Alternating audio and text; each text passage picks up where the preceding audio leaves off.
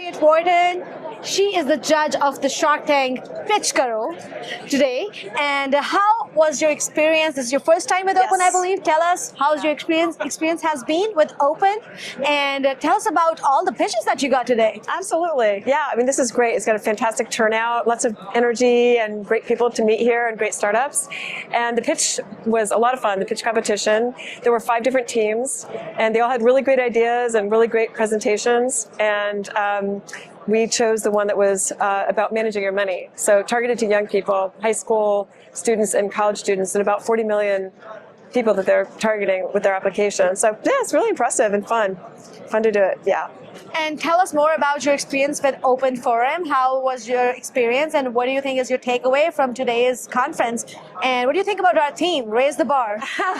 Yeah, I think this is a really exciting venue to do this in, and there's a lot of really great energy here, and a lot of innovative companies that have showed up. And it's a vibrant community. So I'm really pleased to be part of this. First time I've been here. So I'm looking forward to coming back. Tell us more about your own organization and who you are. Absolutely. Yeah, thank you. I'm a startup advisor and investor, and I'm also a founder. So I wear 3 different hats, and I also have a nonprofit. So as an investor, I've invested in AI, fintech, longevity, optical computing, blockchain, and focusing now a lot more on longevity space. And for the company that I run, working now on an AI startup app. So the idea behind that is to distill the process of doing entrepreneurship in a number of steps that are achievable for people who maybe it's their first time doing a startup. So especially a lot of engineers, I think they don't necessarily understand the importance of understanding the customer. So helping them to figure out what process should I go through, how do I really deeply engage and understand the customer and be able to segment the market and have a product market fit that works and makes it easier to sell the product later on. So that's been doing that actually under the auspices of the nonprofit, which is NIMBLE Mindset. So if people are interested, they can take a look at nimblemindset.org, and that product is under development. That's the nonprofit, and then the other company is NIMBLE Mindset Ventures, and we do advisory work for startups, and I'm focusing more on the longevity space now.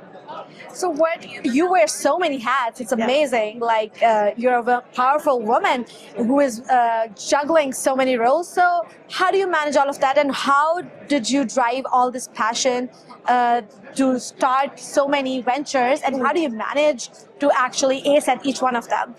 Yeah, thank you for asking. So I love doing this. For me, innovation is a lot of fun, and I've been in Silicon Valley for over 15 years, and I've been in tech innovation for about 25 years, actually.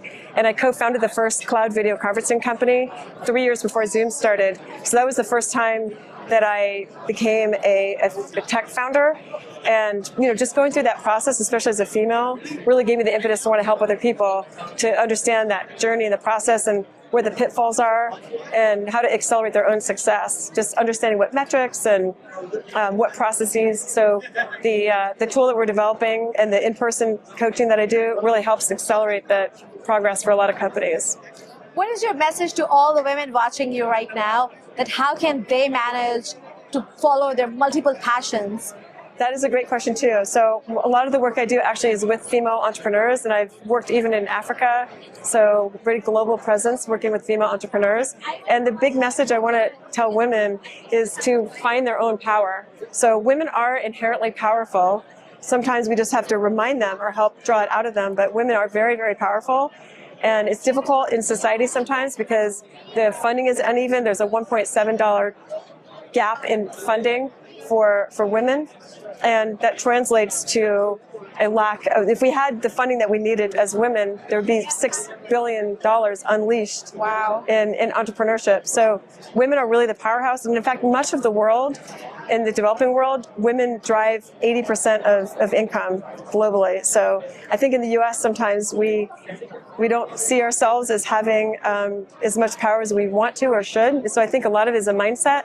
You can shift your mindset to kind of own that power and just try it. Just start, take that first step, dive in, and the more you achieve and learn, I think the easier and the better it gets. So take the first step and recognize the power within yourself. Yes. I think that's a very beautiful message. Thank you Thank so you. much. Thank It was you. wonderful having you. Wonderful to meet and, you. At the end, I would say that I think your personality reflects through also what you're wearing Thank today. You look wonderful. Thank you. I love bright and passionate women, and I think we had learned a lot from you in this short time. Thank you Thank so you much. so much. for It's being great to here meet at you. Open. Thank you.